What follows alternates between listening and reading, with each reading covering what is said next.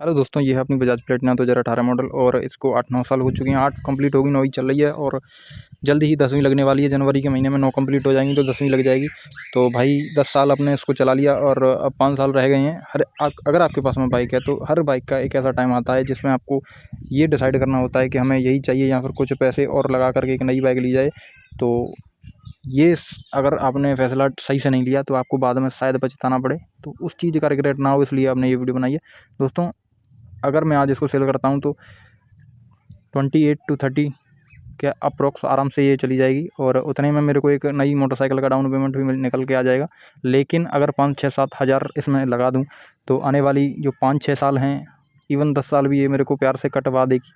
तो क्या मेरे को 75,000 रुपये का लोन करवाना ज़रूरी है? अगर मैं इसको बेच दूँ, ठीक है, और मान लो 25, अभी मोटा मोटा ये 30 प्लस ही जाएगी, लेकिन आप 25,000 मान लो और उसका मैं डाउन पेमेंट लगा दूँ, तो क्या डाउन पेमेंट लगाने के बाद में उसकी किस्त का झंझट, ठीक है, और थोड़ा दिमाग से अगर आप सोचोगे तो 5-6-7 हज़ार लगाने के बाद में ये भी बिल्कुल नई सी हो जाएगी। जो भी इसकी आवाज़ है वो बंद हो जाएगी।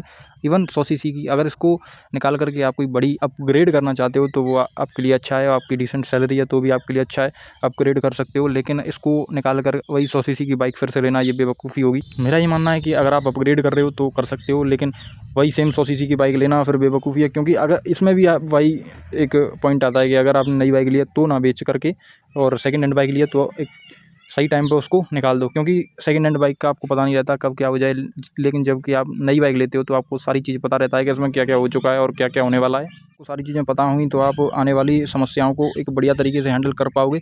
तो ये समझाने का मेरा मतलब था कि अगर आप अपग्रेड करना चाहते हो तो इसको निकाल करके डाउन पेमेंट जमा करके और अपना जो भी है लोन करवा सकते हो, लेकिन इसी सेम सेगमेंट के लिए आप नहीं करवा सकते। हाँ, आपको डिफरेंट एक्सपीरियंस चाहिए और पहली चीज़ आपकी सैलरी फ़िक्स्ड होनी चाहिए। 10 से 15,000 रुपये तो आने ही चाहिए, ये तो कम से कम है। और उसके बाद में आपको डिफरेंट एक्सपीरियंस चाहिए। अगर हीरो और डीलक्स, एचएफ ये सब ट्राई करना चाहते हो, स्प्लेंडर, तो ट्राई करनी ही करनी है तो कर लेना। लेकिन बाकी 100 सीसी का सारा चीज़ें सेम रहती हैं, जैसी ये वैसी वो, और इससे बढ़िया वो नहीं हो सकती। अगर आपके पास में हीरो की बाइक है तो भी आप उसको सेल ना करें। मैं ये नहीं कह रहा उसको बेच करके प्लेटिना ले लो। जब तक चल रही है, जब तक चलाओ, उसकी कंडीशन चलने लायक ना हो तो आप उसको बेच सकते हो। और 10 साल इसको हो चुकी हैं तो अभी 15 में कंटिन्यू करता हूँ, लेकिन ये इस टाइम पे इसका पीक है सेल करने का। अगर कोई भी बाइक और कोई भी भाई सेल करना चाहते हैं तो 8 से 10 साल के बीच में सेल कर दें, अगर नई बाइक बेचना चाहते हैं तो।